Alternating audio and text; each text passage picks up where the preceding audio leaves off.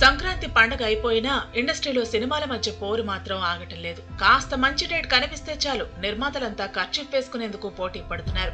ఫిబ్రవరి నెలకు సంబంధించి సినిమాల విడుదల వివాదం అలా సద్దుమణిగిందో లేదో మార్చి నెలకు సంబంధించిన రచ్చ కూడా మొదలైపోయింది. ఆ నెలలో కూడా వరుస పెట్టి పెద్ద సినిమాలకు విడుదలకు రెడీ అవుతున్నాయి. రిలీజ్ కావడం పెద్ద సమస్య కాదు, కానీ ఒకే డేట్ కోసం 3 సినిమాలు పోటీ పడుతుండడం హాట్ టాపిక్ గా మారింది. మార్చి 8న రాబోతున్న మహాశివరాత్రి పండుగకు పెద్ద పోటీనే నెలకొంది. ఇప్పటికే ఈ తేదీ కోసం 2 సినిమాలు ఆ డేట్ కి ఫిక్స్ కాగా ఇప్పుడు మరో సినిమా అదే రోజు పోటీకి వస్తోంది. తొలుత పూరి జగన్నాథ్ దర్శకత్వంలో రామ్ హీరోగా తెరకెక్కుతున్న డబుల్ స్మార్ట్, విశ్వక్సేన్ హీరోగా సితారా ఎంటర్టైన్మెంట్స్ నిర్మిస్తున్న గ్యాంగ్స్ ఆఫ్ గోదావరి సినిమా మార్చి 9న విడుదలకు సిద్ధమని ప్రకటించాయి. అయితే ఇప్పుడు వీరి మధ్య పోటీకి మరో హీరో కూడా దిగుతున్నాడు.